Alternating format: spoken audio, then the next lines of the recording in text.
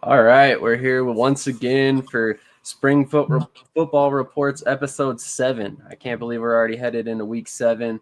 Obviously, we still got a game going on tonight, but it's getting a little late on the East Coast, so we figured we'd knock this out before it got too much later. We don't want to keep you guys up till midnight or anything crazy like that. Um, but let's go ahead and get right into last week's games, or I guess what's left of this week, technically. Um, so let's start with the first game of the weekend, Seattle versus Orlando. This actually turned out to be a closer game than I expected. But let's go ahead and start with Michael. What were your thoughts on this game?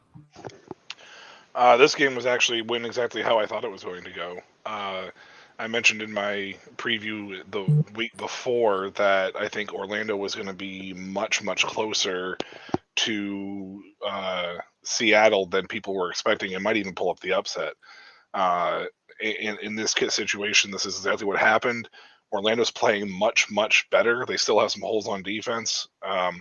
But I think Seattle is kind of one of those teams that either plays to their competition or plays to their competition. I don't really think that it's not an and or situation for them, because if you really think about it, they played Houston so well, but they still almost lost that game, and then they played Orlando and kind of almost lost that game. Like, I know that they were ahead for most of it, but I think Seattle is kind of in that territory where they need to tread lightly and be very careful, especially when they start playing some of the tougher teams down the stretch. But I like just the trajectory of Orlando's team, and I think they might actually get a win here in the next couple of weeks. I certainly hope so. It would be better for the league if they did, to be quite honest. It would be better if Vegas could get some competitive juices flowing and start winning some games as well. Have a little bit more parity in the league. Travis, what were your thoughts? Yeah, I thought this offense looked a lot better than we've seen in weeks prior. I like them continuing. I think they should continue to play with Quentin Dormady as quarterback. And, like Sam already touched on, this was a very competitive game. And I think if Orlando would have came out like the team they are right now, week 1, I don't think they'd be 0-6 right now. I think, they would have already picked up a couple wins on the season, especially like if they would have played Vegas, how well they played this week. If they would have played that well a couple weeks ago, they could have probably beat Vegas too. But, it's interesting to see what they will be moving forward. Like Michael said, I think they will pick up a win at some point in the season. I don't think they go completely defeated. Once again, I hope not, but we'll see. Mark, what were your thoughts on this game? I would echo the same sentiments as the other two. I will add, just from a DFS perspective, I was surprised with. I thought he looked good the week before when he fell in the end zone with Devin Darrington, but he had that big run on the second touchdown and got another red zone touchdown. So, was really impressed with him. I think everyone kind of mentioned the same thing. Dormandy really showed up for what he is, and on the Seattle side, I think something to keep an eye out for is Josh Gordon. Was he hurt? It looked like he was kind of in and out of the lineup, but I mean, he put up a zero, a zero spot from a DFS perspective. So I did have a little bit of exposure to him, and that hurt. And Ja'Cour Pearson was also kind of a letdown from a fantasy perspective. I think the game plan was a little bit different. So, and I actually even thought with the long week they were going to work TJ Hammonds in the backfield a little bit more than Darius Bradwell. So I thought that was kind of a unique aspect that I was a little surprised they really stuck to, given his kind of lack of involvement or inefficiency so far with the team. That's completely fair. I thought that was kind of shocking as well. But looking at the stats, when you look at Devin Darrington, I mean, he's been fairly good, especially this week. He had 8 touches overall, 95 yards, 2 touchdowns, actually averaged over 11 yards per touch. So pretty impressive. And then, like you said about Quentin Dormady, he attempted 44 passes, completed 24 of them, 243 yards, 0 touchdowns, 0 interceptions, but also ran 5 times for 43 yards. So he also was pretty valuable in the run game as well. But we'll go ahead and move on to the next game at hand. Michael, did you have something you wanted to say? I just wanted to mention the Danucci turned the ball over again.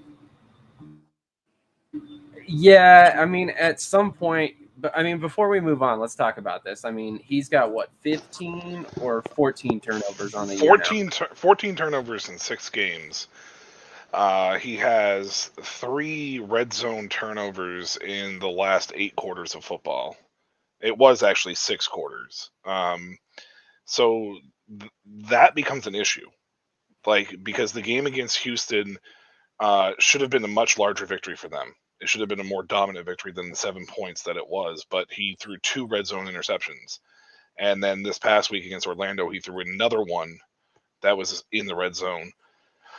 At some point in time, I know that June Jones runs this like run and shoot, run and gun, air raid style offense, but at some point in time, you have to think that this is hurting the team more than it's helping the team. I know that they've won 4 straight games and they're looking much better, but if you break down who they've won against, with the exception of Houston, Houston's kind of the outlier. It hasn't been their most strongest part of their schedule.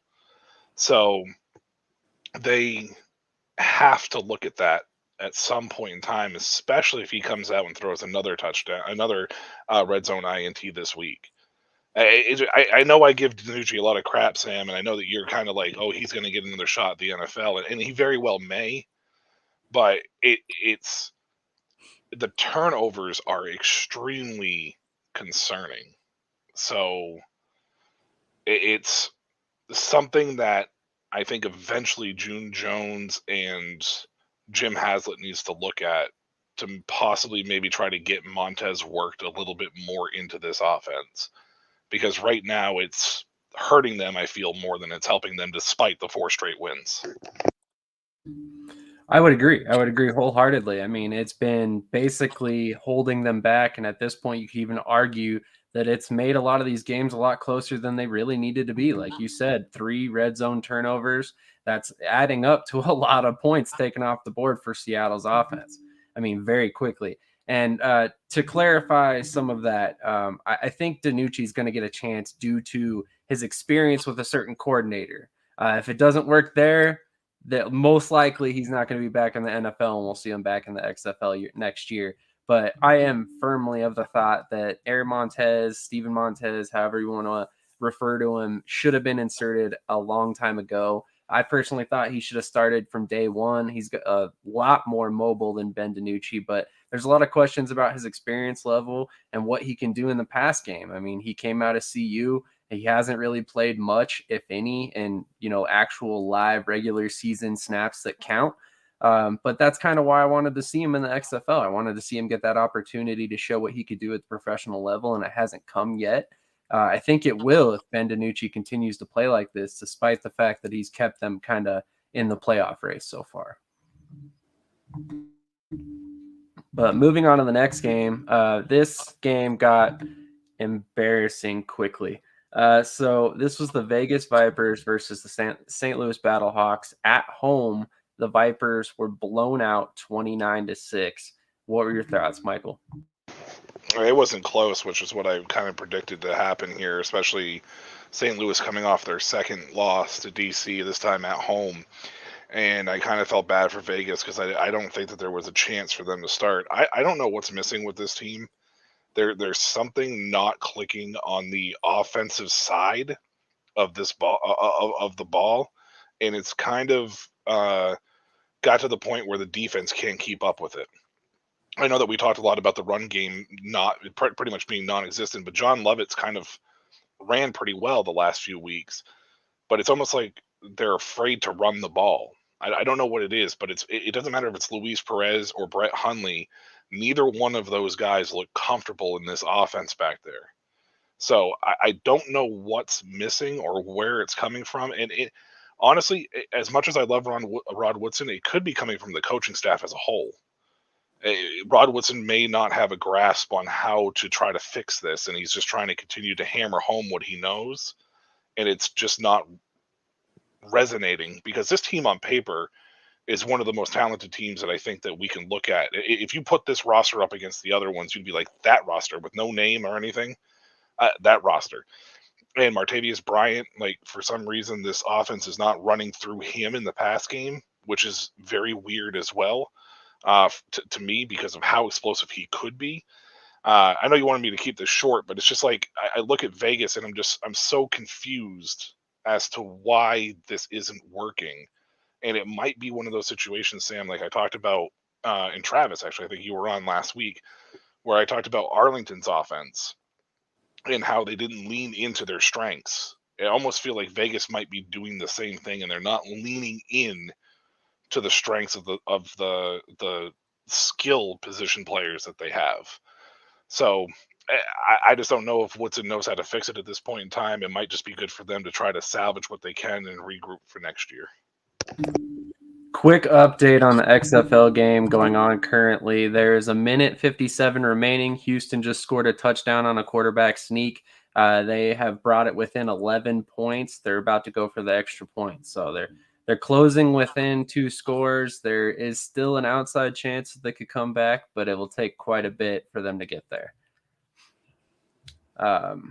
Travis, what were your thoughts on the Battle Hawks versus the Vipers this week? Yeah, I mean, just to echo what Michael said, there was never really a point in this game that felt that competitive, that felt like Vegas truly had a chance. It just felt like the Battlehawks controlled the entire game. I think at some point it said A.J. McCarron had like 19 straight completions or something. A.J. McCarron was playing very well. You know, the way Brandon Silvers has been playing and how much Ben DiNucci's been turning the ball over, I mean, the A.J. McCarron MVP thing is gaining more and more traction every single week, according to a lot of different people, myself included. But yeah, just to echo the thoughts on Vegas has just been very disappointing. Like Martavius Bryant is not getting the production we thought. Geronimo Allison, who has a lot of NFL experience, has been almost non-existent some weeks. And for whatever reason, this Vegas team's just continued to struggle at all phases. And like Michael said, I'm not sure if it's the coaching or what is missing exactly, but, you know, I think they're not going to be able to figure it out in time. They still might pick up 1 or 2 more wins, but, you know, it's going to be back to the drawing board and see what happens next season for them. Yeah, at this point, I firmly agree. I mean, you look at the North Division. I mean, they've only got 1 win. They're 1-5 at this point. Their season is over. I hate to say it, but they're at this point playing for pride. They're playing to be a spoiler, you know, and that's perfectly fine. I think that's more than enough motivation for this staff. I mean, they're a bunch of veteran coaches, a bunch of veteran players. So I don't think they want to lose, but at the same time, they are very much playing for next season. Mark, what were your thoughts on this game? Yeah, I mean, you know, they've given up the most passing yards this season. They've given up the most rushing yards this season. I mean, they are last defensively in a lot of stat lines. And, you know, I do agree. I think Michael said it with it was either Michael or you said Lovett has really looked like the more efficient runner. And I would have to agree. I think he does look like the best back in this offense. I don't know why, you know, they're not throwing the ball effectively. So why not, you know, change the offense a little bit? You know, we're getting to that point where it is too late, like you're saying. And I don't know. I would be shocked if Rod Woodson came back next year. So on the St. Louis side, really no surprises on that front. I think A.J. McCarron is he's probably the only safe option at quarterback at this point in the league. And I was pleasantly surprised by George Campbell. I don't know what you guys thought about that, but he showed up, and it seems like he's starting to carve himself a role in this offense as we go into the second half of the, you know, later half of the season here. George Campbell, Iowa State. Is that where he went to? For some reason, it's connecting with me that Iowa State. I'm not sure.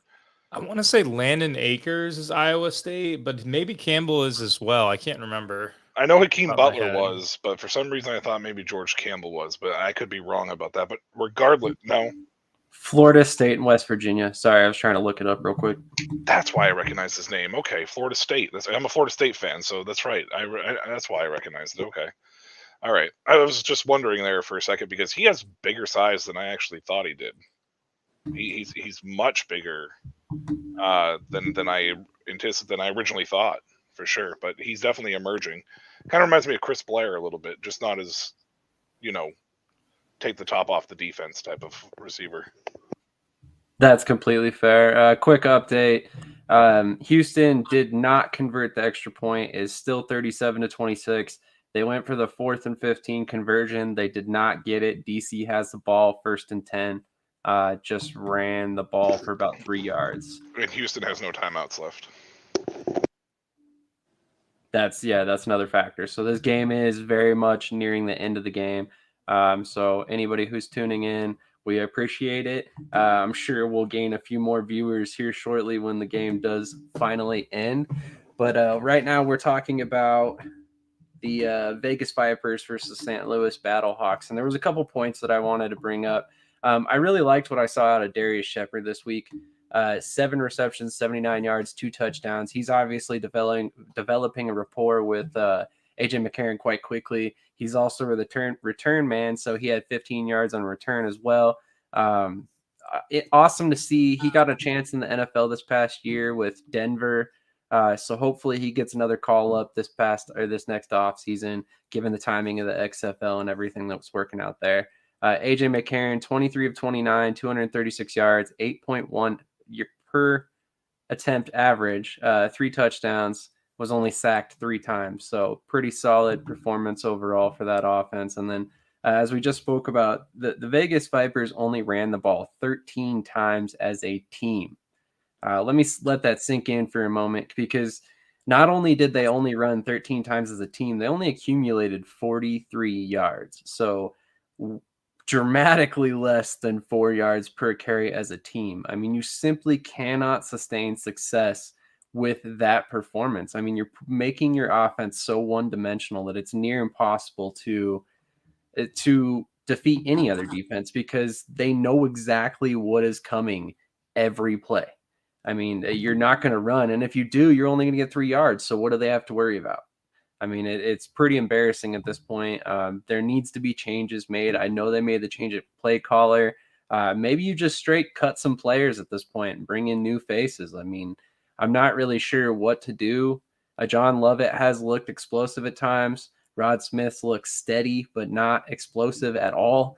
DeAndre Torrey's had his moments, but nobody's really getting a foothold in this running game. So maybe you need to just put somebody in and stick with him. Give him like 20 carries in a game or something like that and just hope. But I really don't know what the formula is for Vegas moving forward. Moving on to the next game, though, we have the Brahmas at the Renegades, and Jawan Pass got his first start. But one subject we're going to be discussing in this game is that Kurt Benkert seems to be getting the majority of the credit for this victory, despite the fact that he came off the bench 1 of 6 for 2 yards and an interception.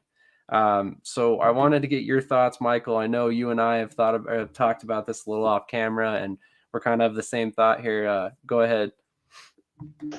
Well, I mean, first I want to point out Arlington again. I feel like I'm beating a dead horse at this point in time, but this is another week where they didn't reach 11 points or 12 points or whatever it was. They're averaging less than even 11 points, I think, now a game. They scored 9. I've been really rough on the Arlington offense. I haven't chose them for your favorite segment. That might change tonight. Anyways, for the Brahma side of things and the Benkirk situation, I really honestly just kind of feel like that this was more media driven than I think XFL driven to kind of push this Benkirk situation because of his NFL experience and where it's come from. They were interviewing him on the sideline before he even got on the field. And I know that Jawan Pass hasn't played in a while, and I think that they kind of were wondering if he was going to end up kind of struggling a little bit, which, it wasn't perfect for him by any means, but I wouldn't call what Benkirk did necessarily good either. So, I don't know why they're pushing it. Maybe it's just to try to get the name out there because people might recognize the name a little bit better. I don't know if Ben Kirk is necessarily a name that's going to draw people in, but it was a very strange situation to the response to this this game with that quarterback situation. Because honestly, Jordan Williams was the MVP of the game, and nobody, or the kicker, and nobody really interviewed them as such. And I completely agree, Freddie, that pass did fine for what it was. It wasn't like spectacular. It was just, he moved the ball when needed. I think Travis, I think it was you at one point made a mention in the chat that San Antonio looked like they were a much better team with pass at quarterback. So I don't understand it. It baffles me. I think anybody on this planet that watches the XFL is going to probably be baffled by the Ben Kirk love, but I guess that's just where we're at because they're expecting Ben Kirk to start next week. So I don't know. That would be my guess that he gets to start next week, just based on how everything's building up there. But I mean, also, I feel like they're kind of trying to play into his personal audience that had gotten pretty hyped up about him joining the XFL. And, now he's finally here. And don't get me wrong. I mean, he looked the part as far as like trying to how do I want to put this? With the visor and just the black and the yellow and everything, he looked tough. I'm not going to lie. I mean, if you're trying to portray an image, that was great, but at the same time, you gotta follow that up with good performance in order for us to be giving you the credit for the victory. But quite frankly, you threw as many passes to the opposing team as you did to your own team. So let's cool it on the interviews until you do something worth mentioning. Right now, I don't think it's very fair that Juwan Pass didn't get that play. I mean, let's be real. I mean, that kid's been waiting for this start for how long? He's played in the XFL before. He didn't really get a chance to play before. He comes in, he finally gets a start after 6 weeks of mediocre to terrible play in the quarterback room, and then he finally gets here and he gets passed over. So it's just kind of crazy to see. But Travis, what are your thoughts on this game? Yeah, I mean, we've talked about San Antonio's offense struggling before, and this week we didn't mention, but they were also down their starting running back, Kalen Ballage, who unfortunately tore his ACL, so he's done for the season. But yeah, I mean, their offense performed good enough to win this. A scoop and score, a fumble really helped them a lot because, they only won by 6 points or 5 points. So, I mean, that really was what gave them the momentum to finish the game out. But I'm interested to see what they do next week, how significant Cohen's injury is, if he ends up coming back next week, or if they, ride with Ben Kurt, or if, they do the 2 quarterback thing with Pass and Ben Kurt next week. It's interesting to see, but I'm interested to see what comes out of it.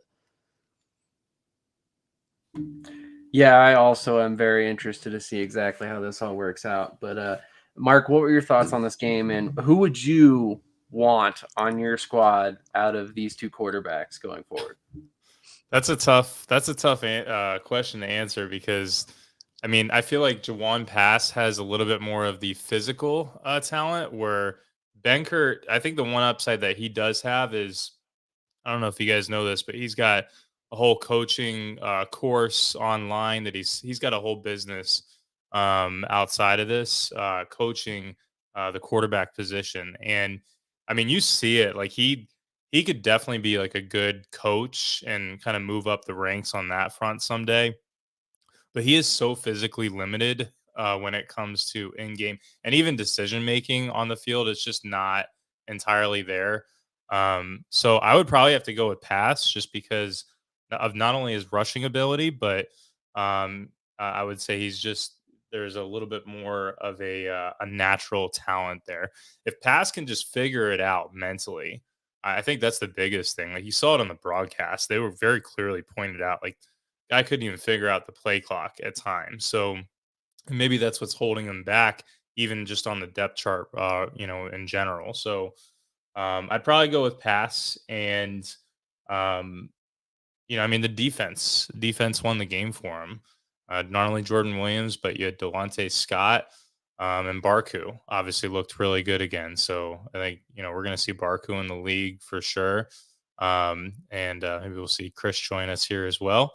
And then on the other side of the ball, there was not really a whole lot to note. I was really upset. I thought they would incorporate Rennell Hall and get creative with him in the offense on the Arlington side of things, and they didn't. So I don't know what's going on there, but obviously with the news on the Arlington side of things, I think they've lost the locker room, quite frankly. And I think at the end of the day, a lot of players are upset that they're not opening up the playbook and moving the ball downfield and not taking as many shots.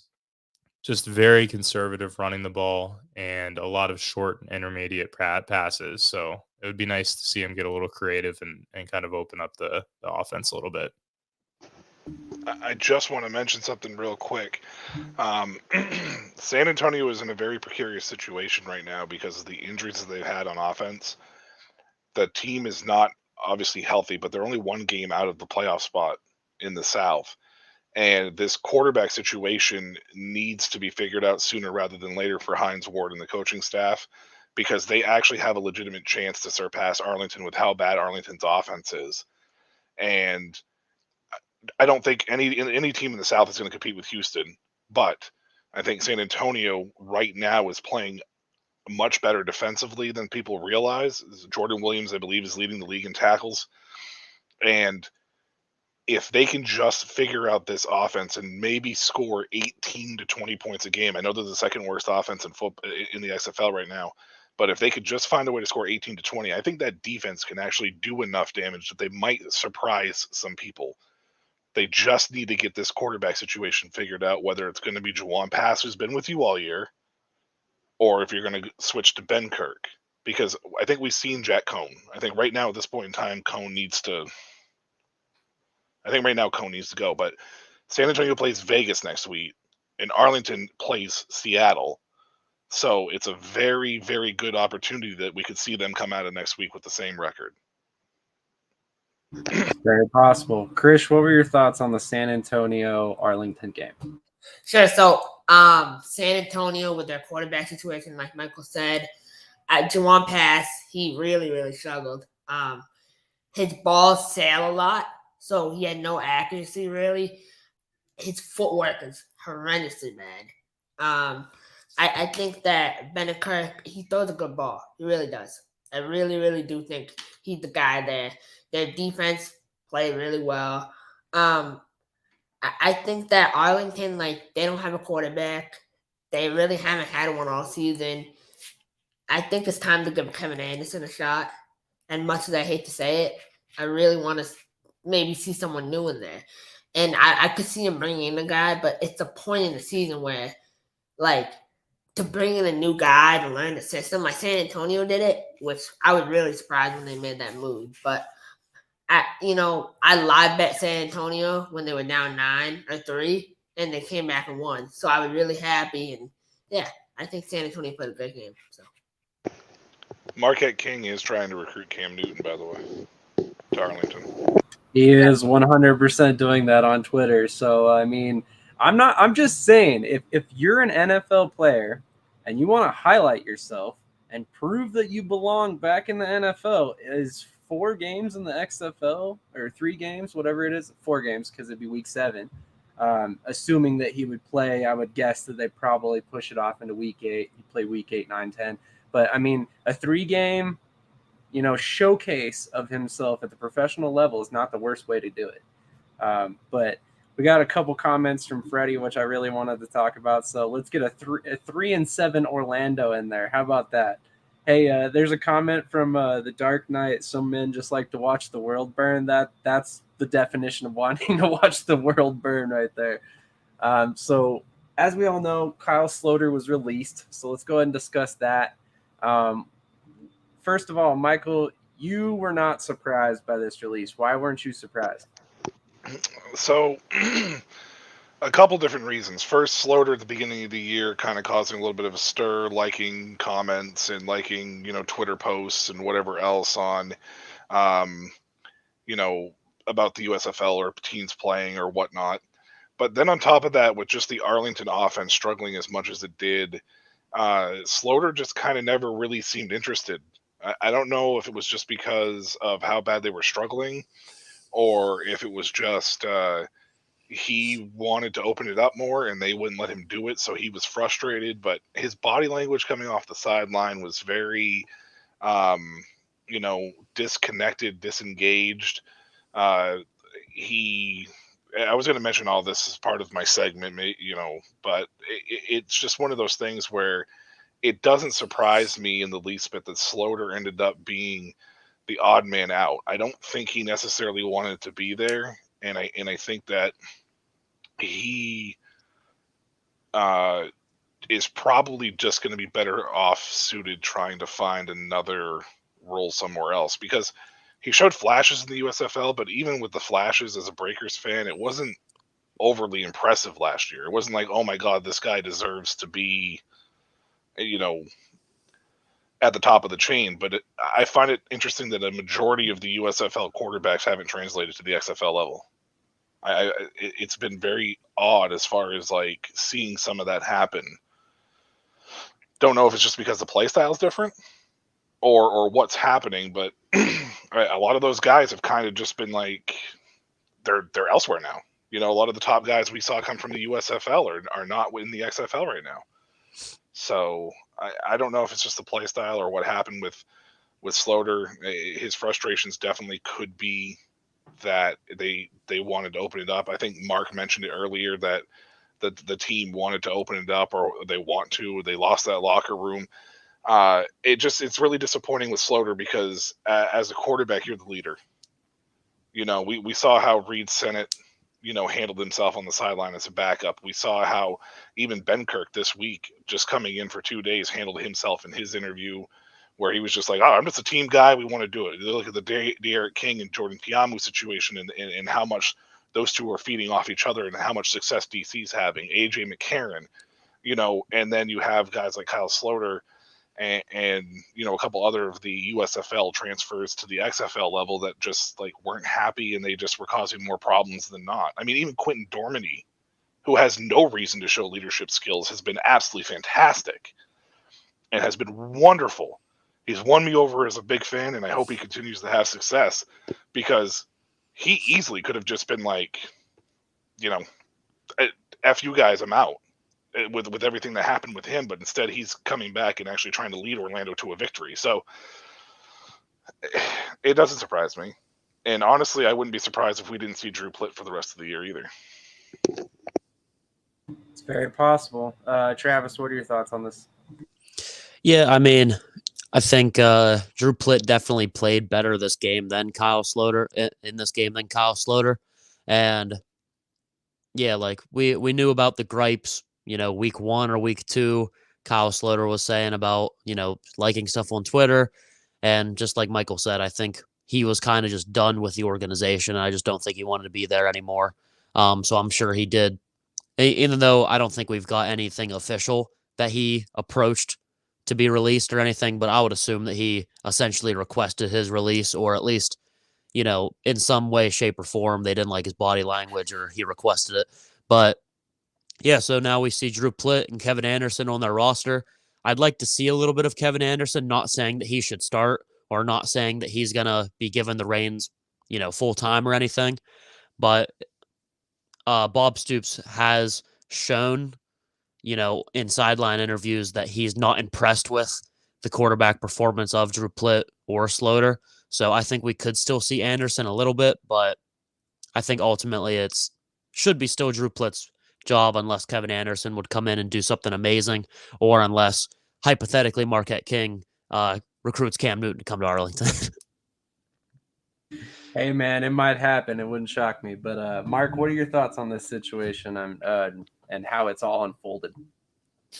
Yeah, I think, the sideline interviews I thought were really kind of revealing throughout the season. It seemed like every time they either talked to Slaughter or even Cannella, there was a little bit of frustration with the coach's lack of, throwing the ball and taking shots downfield. So I think between those two, we saw a lot of tension between them and the coaching staff. I'm curious to see what happens with Canella for the rest of the season. I think he'll still be involved. I don't think they're going to be getting rid of him. But that to me, it seemed like it was almost a combination of both of them and feeding off of each other, a little bit of negativity in the locker room. And I wouldn't be surprised if Slaughter is one to speak up and kind of speak his mind. And I wouldn't be surprised if there was some sort of arguments or blow up after that game. So I would love to see Cam Newton come and play. I think everyone that is an XFL fan, like, this is kind of that opportunity to see a guy like that come off the street and put up some fireworks. I think that would be a lot of fun. We'll see if that happens. Yeah, I don't know if there's an ego that kind of plays a role into this a little bit here, but that would be something to see that with Cam Newton. I would agree. I mean, even if you bring him in and you just use him as like a running thread at first, kind of like a Quentin Flowers type, and then you kind of work him into the passing game more and more as he learns the offense, and you essentially give him 1-2 starts late in the season. I think that's enough for a guy like that to, like I said, get an opportunity back in the NFL. Krish, what are your thoughts on this with Cam Newton potentially being a guy that Marquette King is recruiting and Kyle Slaughter being out? Sure. So Cam is an idol of mine. I have a school profile in school, and it's a picture of Cam. I've always looked up to Cam since I was young. He's a role model for young kids like me. So I don't think he would play in the XFL. I think that he would have to be offered a boat. Like Brett Hundley's getting paid $200K, I think, a season, something like that, and he would have to be offered at least $700,000 to even think about something like that, in my opinion. It would be awesome to see. I would love it. I want to see Cam. I love watching Cam play football, but it maybe not. I don't see it happening. I see them going after, bringing in another guy. I don't know who's currently available right now. I know there's a quarterback named Mitch Kidd. He's somewhere out there. Maybe they want to bring him in. I don't know. He needs to go to the IFL first, so we'll see about that. But I think that Arlington, they're rough. They're really, really rough. They have no quarterback. They have no – and see, I don't know why they won't use my boy Rennell. Like, Rennell is such a baller on defense, offense, anything. Rennell can play any position on the field. Rennell could probably play offensive line and he would be good. He's good at everything he does. And I don't know, maybe that was a little too far. But no, I mean, I want to see them become more explosive. And with Slaughter, we talk about bring me the league of opportunity, right?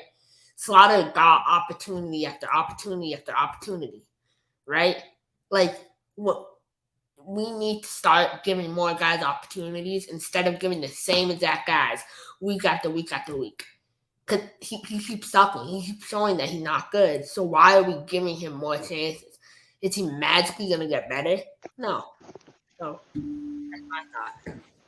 I think with Slaughter, it's very similar to like Juwan Pass and Ben DiNucci, in the sense of, like, you see these flashes of brilliance when he's on, but then you see the other side of it where DiNucci turns the ball over. Turns the ball over, and then you have Slaughter does a little bit of the same thing. It's just that DiNucci holds himself as much more of a leader than Slaughter does.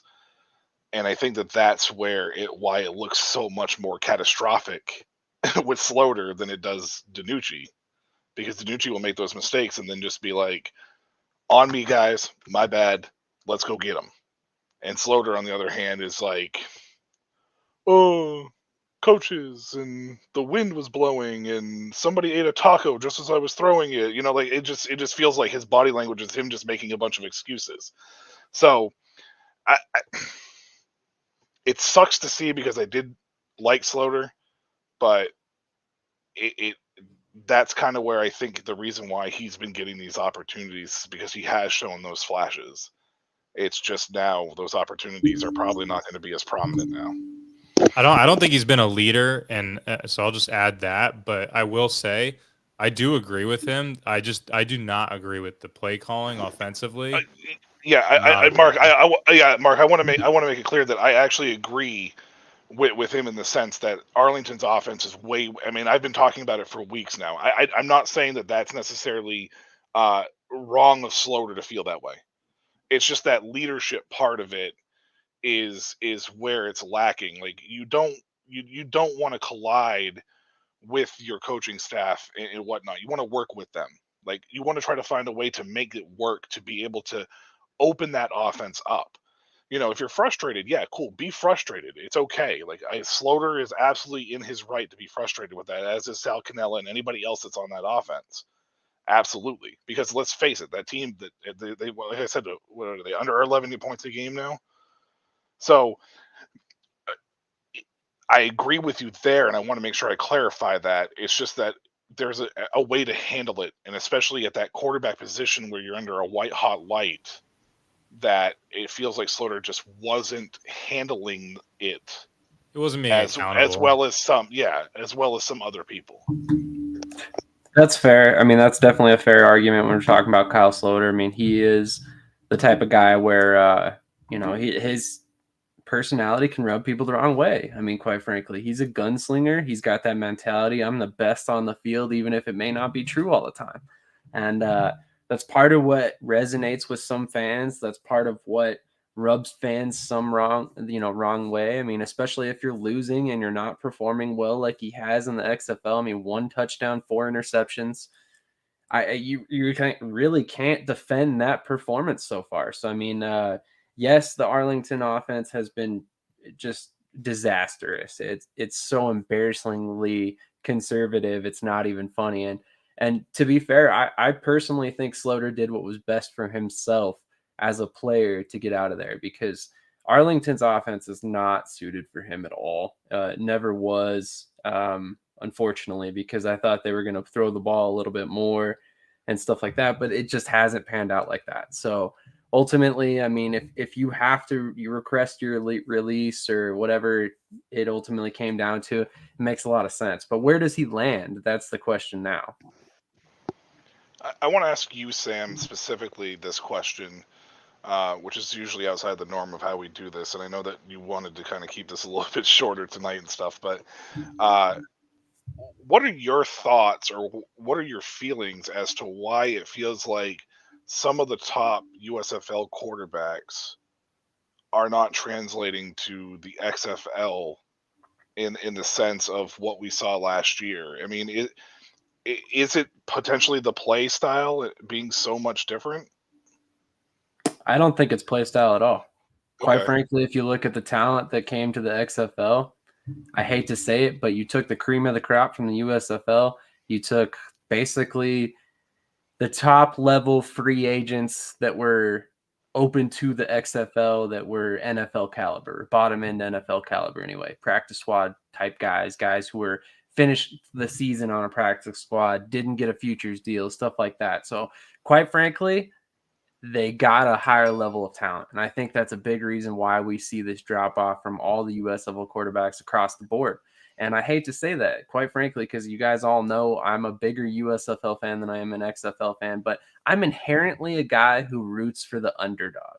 So that should tell you why, or a big reason why I'm a USFL fan over an XFL fan. So that in itself is all the proof you need that right now I think the XFL is ahead on overall talent, especially on the defensive side of the ball. I mean, you look at guys like Michael Joseph. I mean, he's been lights out for DC. You look at guys like Donald Payne, another USFL or all USFL player that came over, Darnell Sankey. I mean, I could go on and on. Trent Harris. I mean, guys like this that were just not in the USFL. I mean, they're fewer and far between in the USFL. So that might change in 2023. Don't get me wrong. They've added a lot of talent this offseason. But as of right now, I think that's really what it boils down to, unfortunately. I was just curious because it seems like the other players at other spots have kind of translated all right. It just feels like it's that quarterback position going from the USFL to the XFL just kind of seems like it's just not working out for the quarterback position. So I was just wondering what your thoughts were. And Freddie brings up a good point. It could just be the coaching too. He mentions inexperienced coaches. I mean, I don't know if I would necessarily call Bob Stoops inexperienced, but he's not really a professional head coach. I mean, he's had that the 5 games that the XFL 2020 had, and that's pretty much been about it for him as a head coach on a professional level. So it could be it. I was just curious what your thought process was, because I know that you followed the USFL a lot more closely last year, and that you're a bigger USFL guy. So just was curious. No, Freddie has a great point as well. I think that's part of the process as well. And like you said, Stoops was never a professional head coach before, the XFL in 2020. So in the USFL, it's a little bit different. Yeah, you have Mike Riley, who's been around the world of spring football. You've got Bart Andrews, same thing. That's been in every alternative football league known to man. Down the road, but at the same time, there might be something more to that I haven't really thought. I mean, if you look at it from the USFL perspective, Todd Haley didn't really have that successful of a conversion into the USFL. It remains to be seen how Ray Horton does. I think he'll do a little bit better because he's leaning more on spring league coaches to kind of run the team. And then, it'll be interesting. Mike Nolan, that's going to be a guy who's going to be really fun to watch in Michigan. So we'll see how everything pans out there. But the DC game and Houston game has finally wrapped up 37-26. DC is 6-0 heading into week 7. So let's go ahead and talk about that game for a little while. Mike, from what you saw, what were your thoughts on this game? Houston's feisty. They're going to fight to the end. We saw it last week with Seattle. This game wasn't as close as the score indicates once again. Not because of any reason like DC came out and smacked him in the mouth and turned the ball over inside the red zone or anything like Seattle did, but it never felt like it was out of DC's control. Once they took it over from the pick 6, it was an unraveling I've never seen before. They threw the pick 6, they went up I think it was 9-8, and all of a sudden Houston was just making dumb penalty after dumb mistake after dumb penalty after dumb mistake. I have never seen anything like that in my life. That third quarter coming out of halftime was absolutely insane. Squirting water on the officials, low blowing a guy way after the play, fighting after another play in the red zone, and they still somehow miraculously only came away with a field goal in that entire sequence. And that goes to show the grittiness of a Wade Phillips defense, but I don't know. What we just witnessed there is probably going to go down in infamy, because it's insane what we just saw. That third quarter specifically is something I've never seen in football before.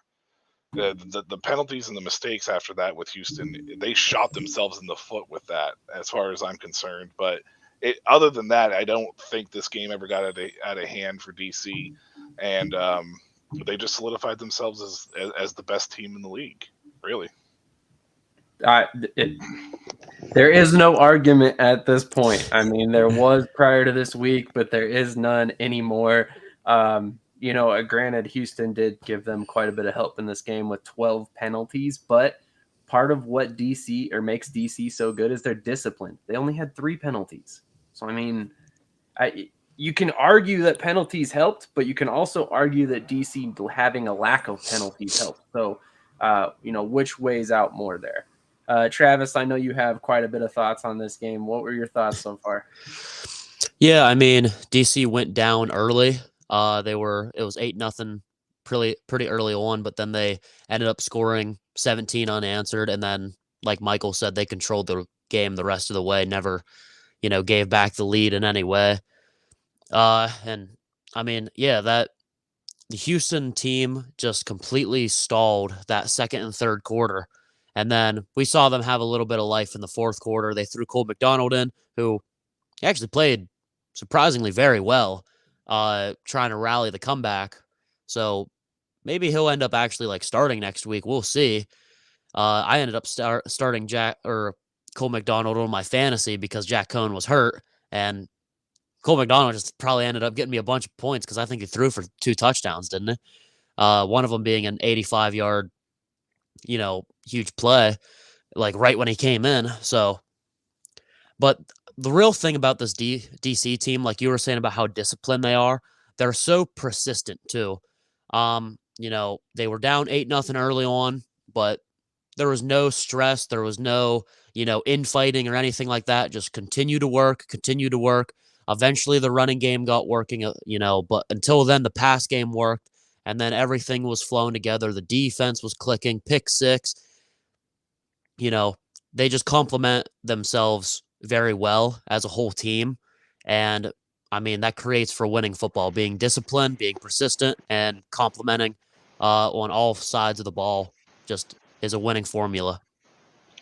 I just want to touch real quick on Reggie Barlow, because I don't think he's getting enough credit, because this is his first professional head coaching job, I believe.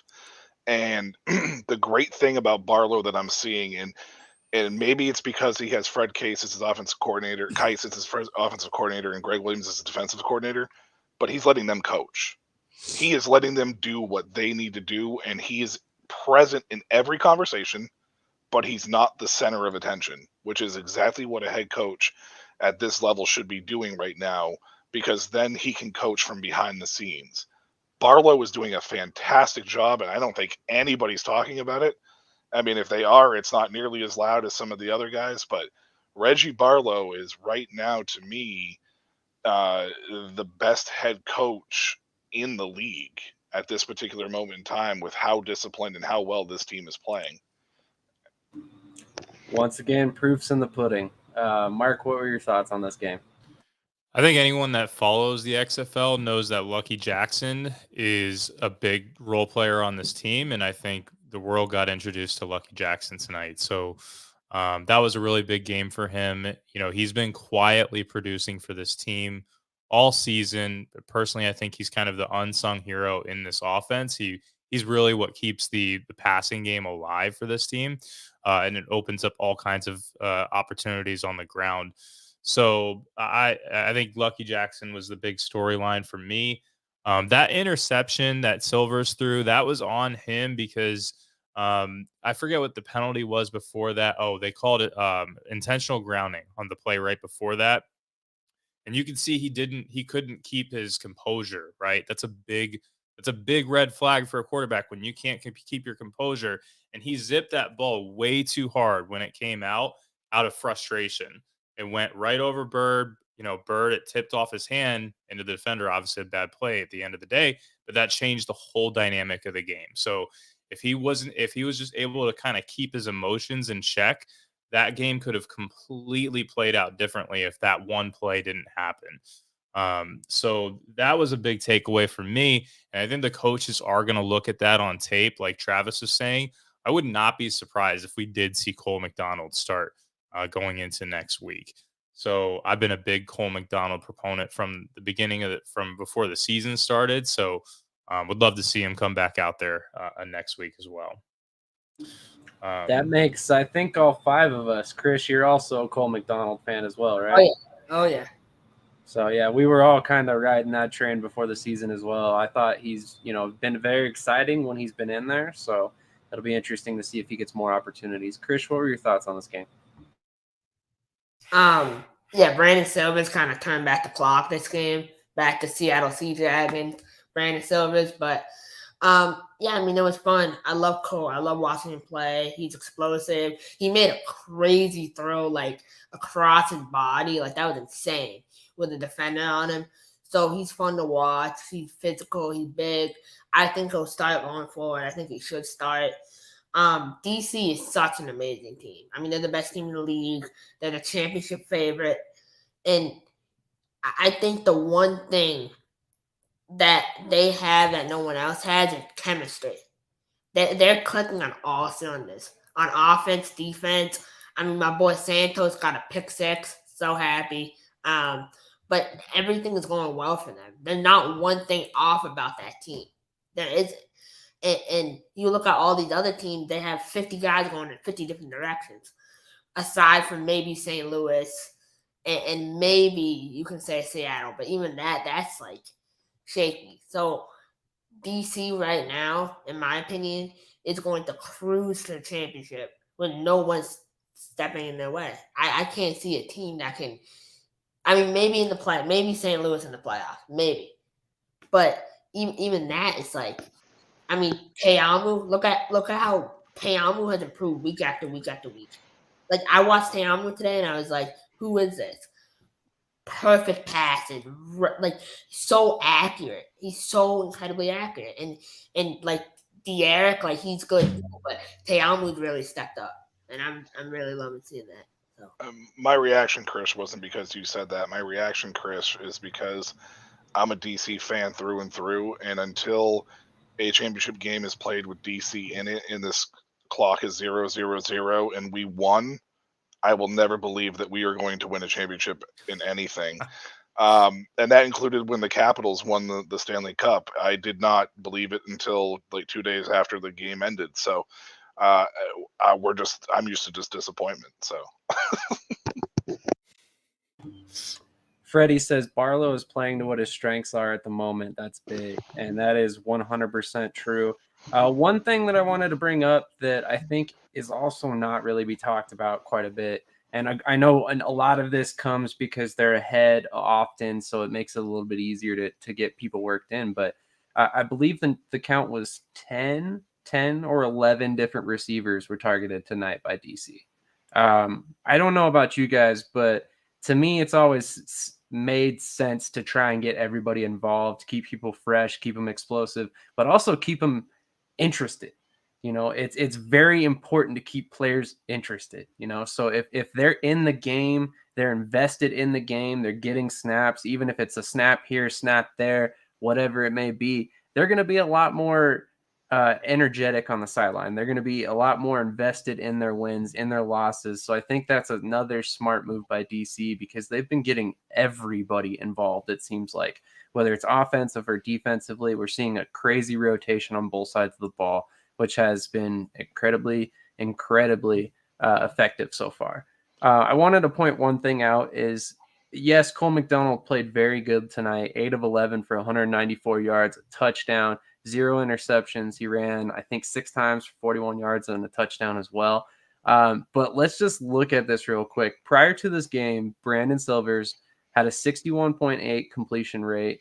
He's top 3 in the league in touchdowns, and he is top 3 in the league in passing yards. And we are calling for him to be benched heading into week 7. I'm not calling for him to be benched into week 7. I think it's a bit premature to assume that Cole McDonald's going to take over this game, over this job. But what I will say is I would not be surprised if Cole McDonald was getting worked in more in actual drives and not just red zone work, at least for next week, because Houston has pretty much wrapped up the South just because those other 3 teams are the bottom feeders of the league. So I don't think Houston wants to go into cruise control, but I do think that they want to add a new wrinkle for a potential championship game, assuming that they do get to that point where it may be needed to have Cole McDonald be ready in case, you know, Silver struggles like he did tonight against DC.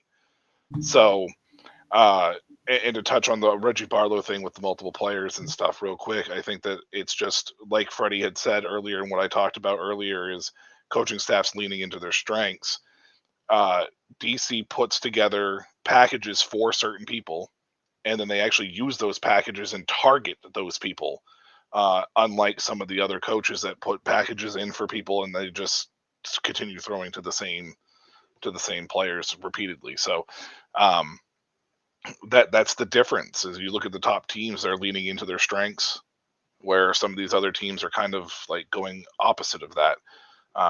But I do expect Cole McDonald to see more action, though. I will say that. I would agree wholeheartedly. I mean, it has to happen going forward, in my personal opinion. But let's really quickly back up just a little bit and go to our favorite segment of the night. I know we kind of already touched on this man quite a bit, but Michael has a couple more words to say about one. That don't impress me much. So this week, Slaughter is my don't impress me much winner. I don't know if that's necessarily a trophy, but it has more to do with just the body language and lack of leadership side of things. I know that he's no longer in Arlington, and I know that we touched a little bit earlier that he had every right to be frustrated with Arlington, and he's probably doing what's best for him and his family as far as that's concerned. But as a quarterback, when I coached for high school and a little bit at the college level as a volunteer, one of the things you look for in a quarterback is you look for leadership, and you look even through the rough times, because not everything is always going to be perfect. So when you're struggling or you're losing or you're frustrated with something, how you handle yourself goes a long ways. And for Kyle Slaughter, he really failed at this part of being a quarterback, because all eyes are on you. So everything is amplified. Everything is bigger. I compared him earlier to like the Ben DiNucci situation, where Ben DiNucci has thrown so many turnovers or struggled at times, and he has rebounded by being a leader, and the team believes in him. Mark brought up on the broadcast about how Arlington has kind of lost that locker room, and it starts at the top down. So you go from the head coach to whatever after that, and then to the quarterback when it comes to players. The quarterback should be rallying around his team. The quarterback should be working with his team to improvement, and Kyle Slaughter just did not do that for me. So, Mr. Slaughter, I know you're a free agent. I hope you get another chance and really kind of bounce back, but right now that don't impress me much. Don't think anybody is going to argue that right now. Again, 10 touchdowns to 15 interceptions between the USFL and the XFL. So definitely not very impressive so far. But now we're going to move on to our DFS picks of the week with Mark, our fantasy guru. Mark, who do you got for this week? All right, so this is a little tough right now just because DraftKings decided to wait for this game to end tonight before they would actually release pricing. So we have contests, but no pricing at this point. So we're playing a little blind here, but I have to go at quarterback with the safest option out there. AJ McCarron, he's against Houston. For me, it's hard not to take him just because I'm most confident that he's going to see the field the whole game. So that alone is a huge benefit at this point in the season. He does lead the XFL in quarterback fantasy points, and we did see Houston obviously give up a lot of yards tonight. So gonna have to roll with AJ McCarron going into this week. Jaquez Patrick against Las Vegas. So he's likely still going to be pretty cheap. I'm expecting him maybe sub 6K, if not right around 6K. That's pretty inexpensive for a running back who's going to see the majority of the workload with Kalen Ballage, who's out for the season. Lucky Jackson at wide receiver against Orlando. Obviously we saw him do very, very well tonight. I do think he's going to get priced up. This was the last week we were going to see him under 6,000. We had a lot of our subscribers on him going into this weekend. With that being said, if we can still find him under 8K, I think he is still worth it. And that leads me to my last point. Cody Latimer at tight end. He's another player that just continues to be underpriced all season long, and he continues to produce. So especially with Quentin Dormady is finding Cody Latimer as well.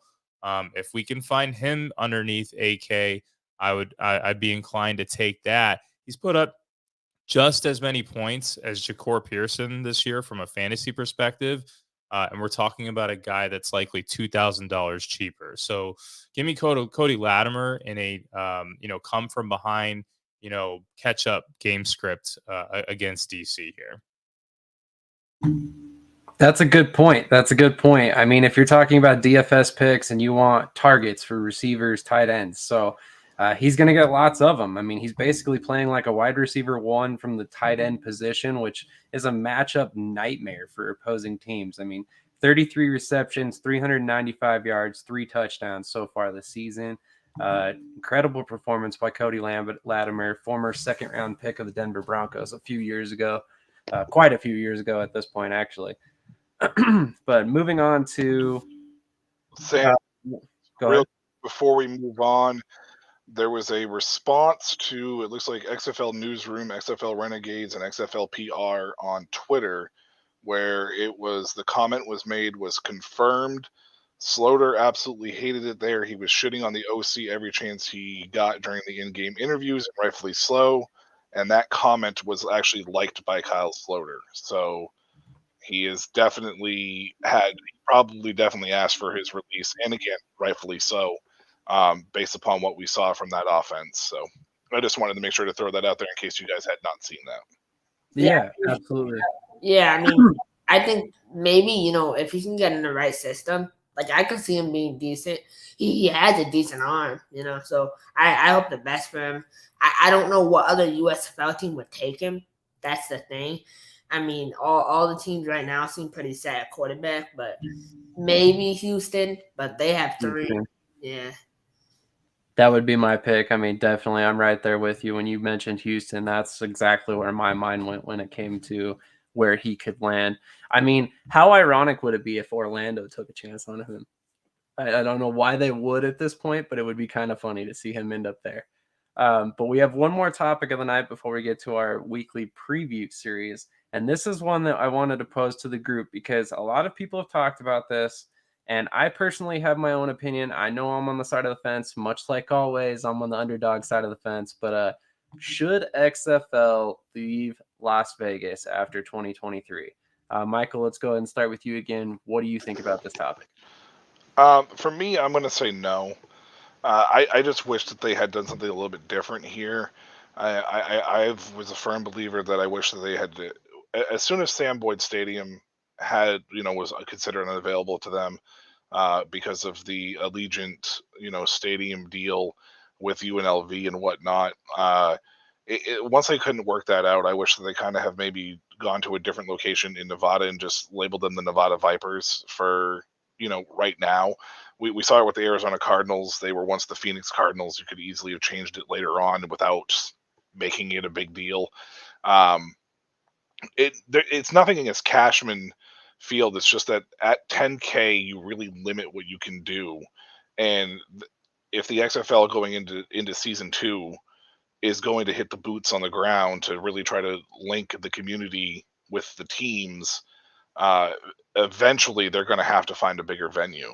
And there's not a bigger venue in Vegas at this particular moment in time, unless they can work out something with Sam Boyd in the NFL. So, but at this point in time, no, I don't think so. They signed the 2-year lease. I'd like to see them hang out for the 2 years, see if they can get that stadium full at the 10K. But it's a nice little starter spot. It's limited. So eventually you are going to have to move. And I don't know if that means move out of Vegas or if it just means move somewhere else in Nevada and just rebrand your team just for now until you can figure something out with Vegas. That's fair. That's fair. If you guys are tuning in right now, make sure to hit that subscribe button on the YouTube channel. We're trying to grow to 750 subscribers by the XFL Championship. One lucky subscriber who likes and comments on a video will get gear from their favorite XFL team if we hit that number by the championship game. So go hit subscribe on the YouTube channel right now. Help us get to that number. Let's get you guys some XFL gear. So Cashman is a dump. They got to leave, according to Mr. Pete Channel. And he says, get some good lawyers and try to get Sam Boyd. Yeah, obviously Michael was just campaigning for that as well. Obviously a solid choice. It's just sitting there. I mean, basically waiting to be used. Travis, what are your thoughts on this? So, I mean, I'm very much in agreement with Michael. I don't think they should leave, partially because I feel like just the problems of them leaving are going to be, it's going to be too hard for them to leave right now. So I just think they have to live out their contract. And like Michael was saying, hopefully by the end of it, they've established enough and they are packing the stadium. Unfortunately, Vegas got dealt with a weird hand of having some rough weather for like the opener and, the stadium not being completely like ready. It seemed like for the first, home game or two. They do limit themselves with the only 10,000 person capacity, but I mean, like we see at DC and Audi Field, I think Audi has like a 15,000 person capacity, and they're consistently putting 12, 13,000 in there. So I think they could still, Cashman, they're only consistently getting 6,000. So there's still room for them to continue to build the market there and for them to fill up Cashman. And then once they get to that point, hopefully their lease is done, and then now they can move to a bigger stadium. But I think for now they kind of have to stay. I would agree. One quick note that I wanted to throw out there for anybody who's watching, anybody who's listening, the lease is paid for already. So they don't lose anything by staying. They lose something by leaving. So it costs them more. They have to go find the new stadium, potentially travel costs, et cetera, whatever it may add up to. Mark, what are your thoughts on this subject? So, I mean, with that being said, you definitely have to play out the lease. I personally, in the long term, would like to see him leave. I just think that sometimes the XFL is so far ahead of the game as far as like setting trends and everything else that they looked at Vegas as a location that could thrive and be successful. But I see that like 5 to 10 years from now, not right now. So, like maybe San Diego, Oakland, I think would be a cool spot. There's a few different places that maybe you could go alternatively. With that being said, this is coming from a ticket sales guy. Like, if you only have 10,000 seats to fill the stadium, like, you can do that if you have a good ticket sales staff. I'm hoping what the XFL does going into this offseason is really look across the board at some of these front offices and kind of beef up their front office personnel. Start focusing now on some of the off the field aspects of the business. And I think if you can beef up that ticket sales staff, absolutely no reason why you can't fill up a 10,000 person stadium. I mean, I had a one client at the Tampa Bay Vipers who purchased 5,000 tickets themselves, right, across 5 different games. So they had 1,000 tickets a game. So you can get one sales rep to lock down that many tickets just off of one account. Think about beefing up a 12-person, 10 or 12-person ticket sales staff. Easily can fill it up regardless of team performance, regardless of where you're playing at. So it really comes into investing in talent off the field now going into year 2. Absolutely. I hadn't thought about Oakland. That's actually a really good solution in my mind. The stadium's still available. Go ahead. I actually have a little bit better of an option, maybe. I just looked it up to double check to make sure, but why not Salt Lake City? The Stallions played there. They have a 51K, stadium that they used. Might be a little bit bigger than normal, but I mean, you have fairly big stadiums all over everywhere else, so it stays somewhat close to Nevada, and it gives a new area that's not an NFL market. Just a thought. That's very fair. The Salt Lake Stallions did have some success there, so it would be interesting to see them go back to Salt Lake. San Diego makes some sense. Oakland makes some sense. They could go back to a couple different markets from the original XFL. San Francisco was a market back then. A couple other places. Tampa Bay, although we've seen how that goes, I think they'd avoid that again. Be interesting. I would wholeheartedly welcome them in Denver, just saying, but we'll see if that ever happens. I don't think it's going to happen anytime soon. But Chris, what are your thoughts on this? A market that stands out to me is Lincoln, Nebraska. They are big about their football down there. Now, I know they're big about their college football, but if they can get local guys there, I think they could have something. Maybe play at somewhat of a smaller stadium, not the Cornhusker Stadium, because that's way too big, but maybe play somewhere smaller. Like, you could get a good crowd out there. I think Vegas is such a big city. There's so much to do, and with the team not being good, that plays a part into it too.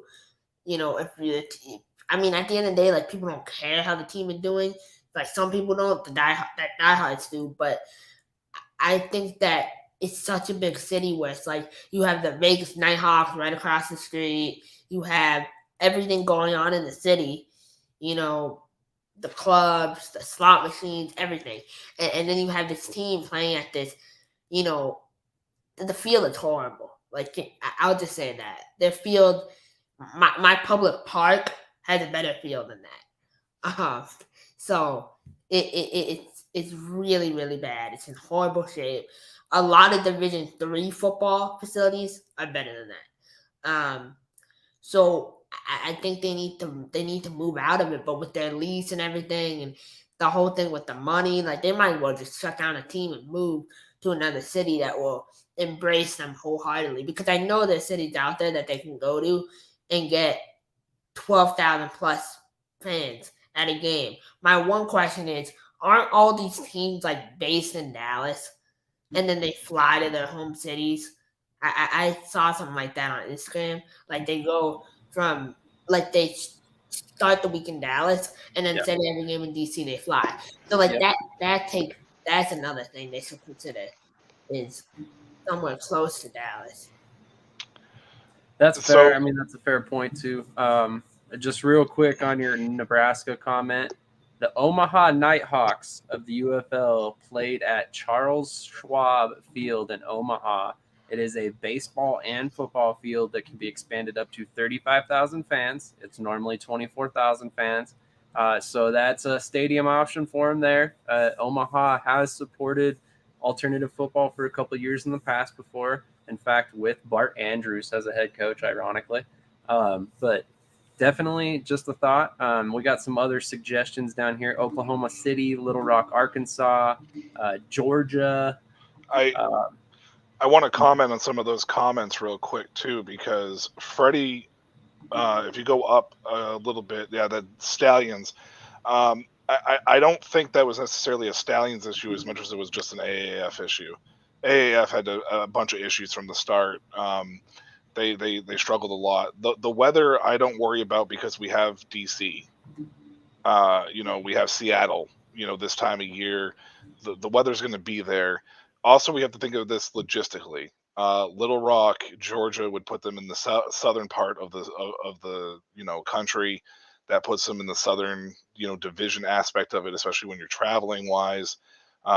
If they were to do that, I would say get rid of the divisions completely. But at this particular point in time, I think that if they're going to look at moving Vegas, they need to probably stay somewhere close to that region, which is why I had suggested Salt Lake, because that stadium is not being used right now. I don't believe. Or no, it is. It's Utah's stadium. That's right. Never mind. But regardless of it, it's still a situation where I think that might be a good spot for them to at least look at. If not, I don't know if California on a monetary level is the right play right now. One of the main reasons why they didn't return to Los Angeles because of how expensive the market was. I know there's some cheaper markets around. Like I'm sure you could probably look at Sacramento, as a possibility. I think UFL has the Sacramento Mountain Lions, I believe. So there's obviously a stadium there that could be used. But I think if you're looking, to kind of sit there on a Vegas front, I want to say stay somewhere in that region if you're capable. And maybe eventually you'll get a Colorado team, Sam. I mean, maybe eventually, I'm betting on the USFL. They had the Denver Gold previously. I'm hoping by year 5, if they make it that far, we get expansion teams, and then I get a team in Denver, and then I'll go buy season tickets the day they hit Denver, and I will literally start passing them out to my friends to force them to go to games and watch the goddamn USFL. Excuse my language, but I might even have to send Chris some tickets so he comes down here and stops talking so much trash on the USFL. But that's okay. I guess we can finally move on to next week's games. Mr. Pete says, what about the Sun Bowl in El Paso? That'd be a little rough. 4 Texas teams. I don't think I could.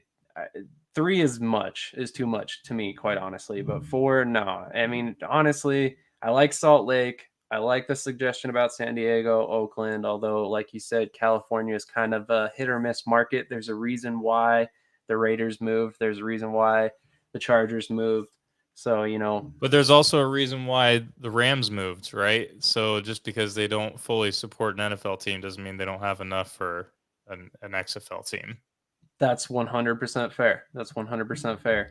And correct me if I'm wrong, but Oakland was a franchise in the original XFL, correct? Oakland, maybe I'm I thinking thought it was Vegas. The Oakland Invaders? No, Yeah. that's different. That's no, it was Vegas. USFL. They were the Las Vegas Outlaws in the original XFL. And Tommy Maddox. I think Memphis. the problem, Tommy Maddox, yeah. I think the problem with Oakland right now is venue. That's fair. One of the main reasons why Oakland left was because the venue was falling apart. It's one of the main reasons why the Athletics are in a situation right now where they might be moving out of the city because it's kind of just a dying town at this particular point in time because the city apparently doesn't care about their sports teams. And San Diego is a very interesting touch or go spot because it works for the AAF to a degree, but San Diego is a college town, so it's not a real heavy sports, area. There's people that there's certain like professional leagues that have teams there, but to achieve what you want, it's almost like San Diego is kind of limited in a certain spot as well. So you got to take that into account. At least the XFL has got to take that into account. Now, if they don't want to grow beyond a certain point, then San Diego would make perfect sense. But if they want to kind of keep some of these markets that are going to draw, and because I don't see them ever expanding to like 32 teams or anything like that. So some of the smaller markets may be, kind of off the table for right now until they can kind of establish themselves a little bit more. Maybe if they get to 12 teams, or even 16, if they decide to push it that far, you could maybe see some of those markets, but I don't think it's going to be an immediate, let's head straight to that area type stuff. I would love to see San Diego get a team. Don't get me wrong, but it's just, I don't know if right now is the right timing. Something comparable to Oakland is San Jose. That there's a lot of money going into San Jose right now. You got the soccer team there. I think their stadium is like a 15 to 20,000 capacity stadium, so it's right in the wheelhouse of an XFL kind of capacity crowd there. Is it wraparound seating? Do you know? It's the San Jose Quakes, right? The Quakes. The Earthquakes, yeah, Yeah, the Quakes, yeah. And that's one thing that's actually really interesting to me that you bring that up. So, can we see the USFL and the XFL, one of these leagues, kind of become like the MLS? Because you've seen how the MLS has grown, and football is more popular than soccer here, obviously.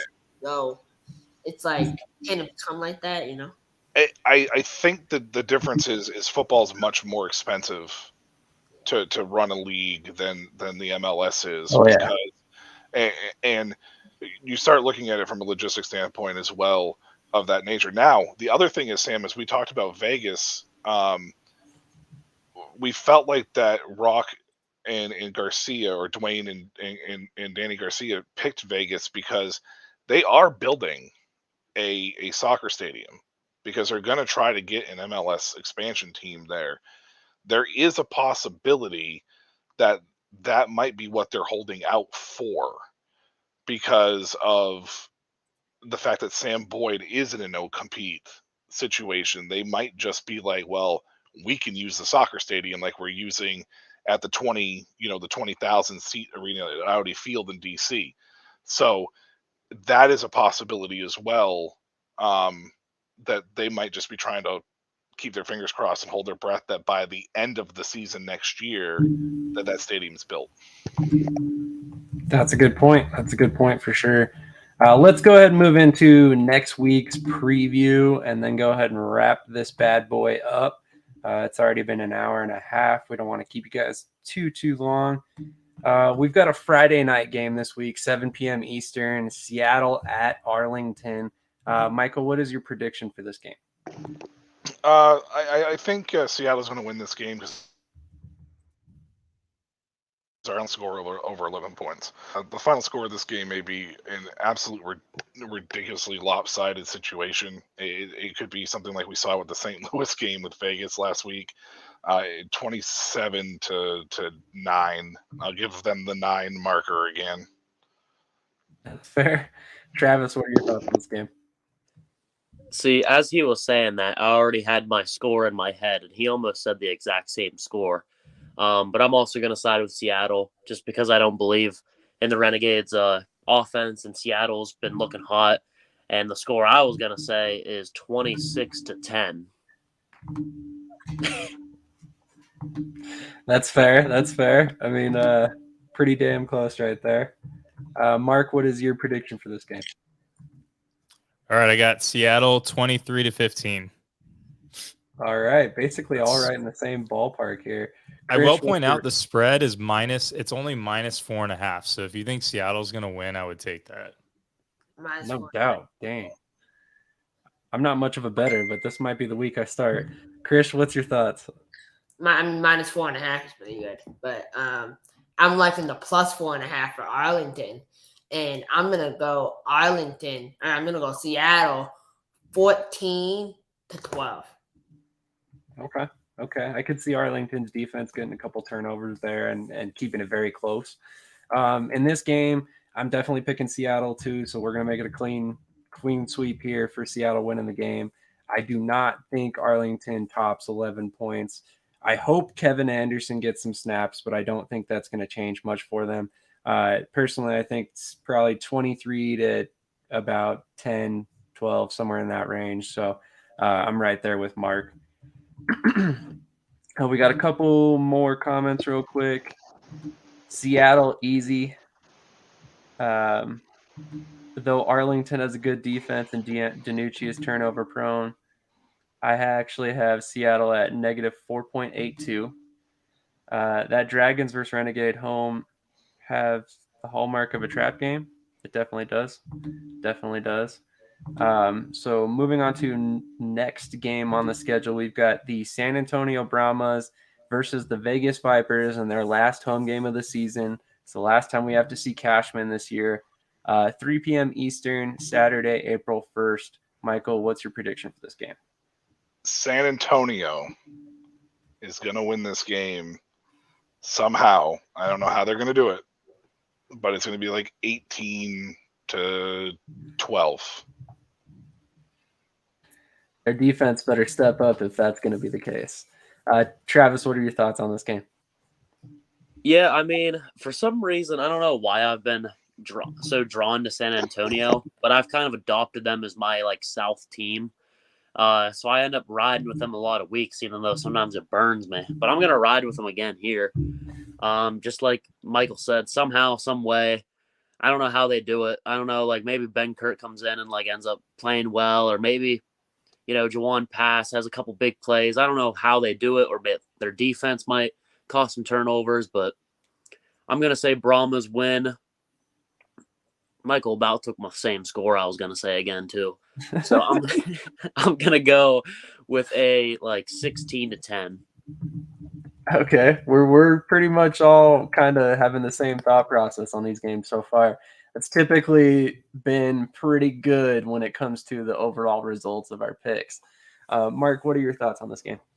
Yeah, I hate to feed into the groupthink, but I'm in the same boat as you guys. I got the Brahmas winning this game 22-16. I think they commit to the run and they run the ball efficiently against the worst team against the run in the league. So you can see Jaquez Patrick having a big game and Brahmas playing great defense as they have been. I don't think Vegas has enough receivers who have been efficient to keep up with that secondary. So 22-16 for me. Chris, what are your thoughts on this game? So I got Vegas winning this game. I think they're going to come out a whole new team. I know I've been saying that week after week, but I'm confident in my boy, and I think he's going to get the job done. And I'm taking Vegas 22-14. 22-14? Okay. Okay, that's completely fair. I mean, Vegas has scored quite a bit of points on offense this year so far. I don't think San Antonio's defense is going to necessarily have the firepower to slow them down or stop them completely. I do think this is going to be an interesting game. Like Mark said, you got a solid run game going against virtually no ground game. Actually, despite the loss of Kalen Balaj, I think it actually kind of played into their favor. Jacquez Patrick was fairly efficient this past week. So I think that San Antonio is definitely going to have just enough to beat Vegas, but it's going to be a higher scoring game than most people expect. I think it's going to be 24-21, probably a late field goal or score that takes this game. Moving on to the next game on the list, we've got the DC Defenders traveling to Orlando to face the Guardians, who have yet to get their first win. Saturday, April 1st, 6 p.m. Eastern. Michael, what's your prediction for this game? You got Orlando winning, right? DC 34, Orlando 19. Okay. I think it's just a mismatch nightmare for Orlando, unfortunately. I think they're playing much better, but it's not. I don't see this as much of a trap game as it was with the Seattle game. No, it's not a trap game at all in my mind. Travis, what are your thoughts? I mean, I think DC wins. I do think the Guardians are going to win a game at some point, but I don't think this is going to be the one for them, unfortunately. But I think they will keep it surprisingly competitive. So I'm going to go with a score of like 28-17. Okay, Mark, what are your thoughts on this one? I got DC winning 33-16. I think they're gonna blow them out. 33-16. Okay. Yeah. Yeah, this is gonna be a rough one. Chris, what are your thoughts? Yeah, I mean, I think this is gonna be like really ugly. Like I think Orlando players might actually quit after this, which they should have already. But they might quit after this game. Not quit, but you know what I mean. Like kind of quit. Like at this point, man, like you're 0-5. Y'all awful, bro. You can't do nothing. So and you throw in the towel. It's over. It was over after the first game. I got DC winning this game. And they're gonna score 40. I think it's gonna be like 40-10. So.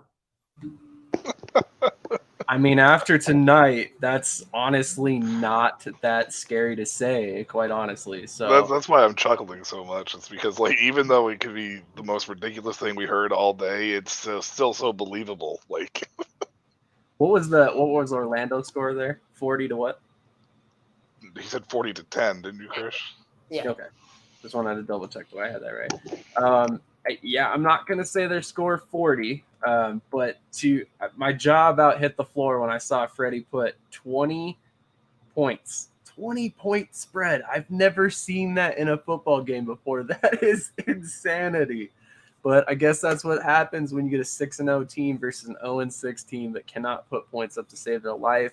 Wow, I am mind blown by that. But where is that? Where is he seeing that? That's his own formula. Oh, okay.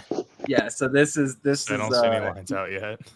He had 5.34 on Brahmas and negative 4.82 on Seattle, and he's one of those guys that, like, I very, very highly respect his formulas and his analytics. So it wouldn't shock me here. So kind of crazy to see that big of a number, but I definitely expect DC to win this one as well. I mean, how could you not? I do think Orlando's going to be a little bit more scrappy than 10 points, but yeah, it's probably going to be like a 30 to like 17. But I don't know that I'm prepared to put a 20-point deficit in between those two teams at the moment. So judge me if you want. That's totally fair. Moving on to the last game of the weekend, we have probably the best matchup in my personal opinion. We've got St. Louis versus Houston. These two teams, after tonight's loss, look remarkably well matched. Michael, what is your prediction for this game? I feel bad for St. Louis. I think that St. Louis is going to walk into a hornet's nest with Houston. Houston definitely felt like they could win this game against DC. They definitely felt like they were going to win this game against DC. And I think in the process of them kind of being blown out the way that they did, or at least controlled or dominated the way that they did, St. Louis is definitely going to walk into a hornet's nest in Houston. I think it will still be close, but I think Houston's going to take no prisoners in this game, and I'm going to take Houston in this game 29-24. Okay, high scoring. It's what, 54 points? 53 points? Okay, 53 points. Freddie has Roughnecks by 0.4. That's crazy close. But he agrees that the anger factor could push them this week. Travis, what's your prediction on this game? This is a really good game, but I just think the North is better than the South, so I'm going to go with Battlehawks 32-26. They end up pulling it off, and then all of Houston's losses are to North teams. That's a great point. That was not something that I had considered, but yeah, that could definitely end up happening. Mark, what's your prediction on this game? Yeah, I think I got Houston 23-22. I do think that defense is going to come out pretty upset. They might go up early, and St. Louis is trailing later on in the game. I do think that Houston's DBs got exposed tonight. So especially Ajane Harris, that was kind of revealing. And I don't know if you guys saw, but the news on Marcel Aitman, he's going to be back this week as well. So that receiver group is getting even healthier. Absolutely. That is definitely good news for St. Louis and AJ McCarron. So was that Houston or St. Louis? I'm sorry. Houston, 23-22. Okay. Gotcha. Just wanted to double check on that. Krish, what is your prediction for this game? It's going to be a great game. I got Houston winning. It's going to be a closer game. I think it's going to be like 31-25. I think AJ is going to have a decent game, probably 2 touchdowns, a pick, a fumble like he always has. And then I think Colt McDonald's going to have more of a role. I see him having 1 rushing touchdown, and then Silver's having like a passing touchdown. So it's going to be a good one.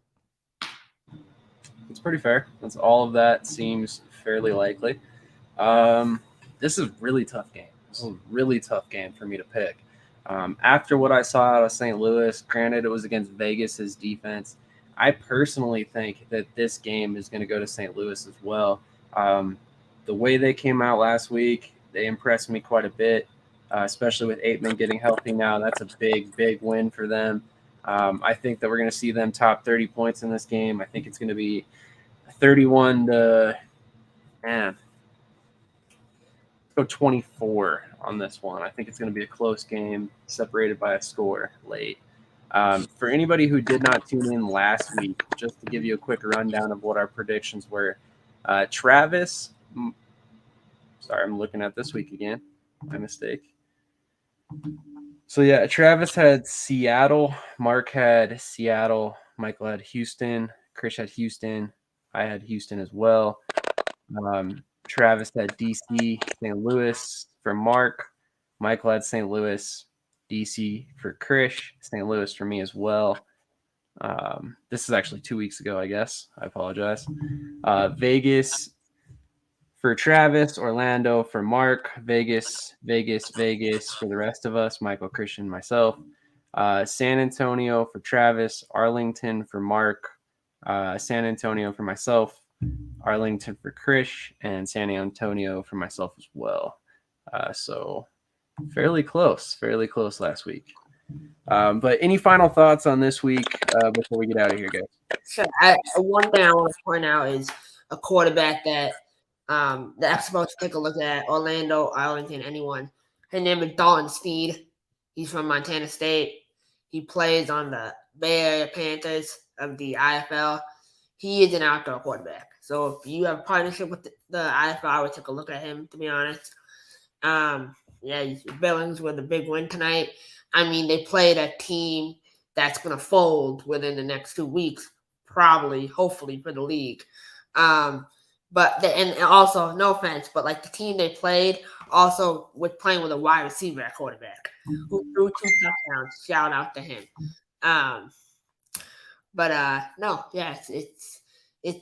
It's going to be good. I want to see more players in and out. I want to see more guys getting cut. I want to see more guys getting signed because these teams rocking with the same guys week after week for teams, it's not working for some of these teams. So go out, make changes, sign guys, cut guys, end guys' careers. That's what this is about. So, I'd like to see Quentin Flowers active again this week. I don't know why this past week he was inactive. That was kind of an odd decision to me as well. I mean, personally, if it's me at this point, you go with Quentin Flowers as the number 2. You go with Dormandy as your number 1, and you get them both involved. I mean, Dormandy, I see not wanting to take him off the field, but I've said it before. You have the double forward pass. You have Quentin Flowers, who's kind of a quarterback running back hybrid. Put him in the same backfield. Throw defenses off. What do you have to lose? You're literally 0-6. You're not playing for anything at this point but pride. Do something, please, Orlando, please. But get Quentin Flowers involved, please. I mean, the state of Florida really wants him to be in that offense one way or another. Even just do what DC does with Tiamo and King, right? I mean, it's the same concept. Absolutely. Maybe having Quentin and Quentin active at the same time would be confusing on the sideline. I mean, it would for sure, but definitely ways to get around that, I'm sure. Any other Gotta pull out all the stops. No doubt. Any other last thoughts? Anybody? Nope. All right. I'm there as well. Everybody who joined us, thank you so much. Hit that like button, comment, subscribe. Again, help us get to that 750 mark by the XFL Championship, and we'll help you get some brand new XFL gear for your favorite team if you're that lucky subscriber that wins. I'm going to leave you guys with a little bit of a explanation behind what we do here other than just talk XFL, USFL. So here's our little bit of a promotional commercial, you could say. This is Brett, and you're watching Shady Sports Network. Tune in, hit that like button. You might wonder, what do these guys do? Player signing announcements. I never in a million years thought you would actually come on to break this news. So without further ado, go ahead and tell everybody what happened today. Yeah, man. I just had a workout with the Cincinnati Bengals. And, signing me right out.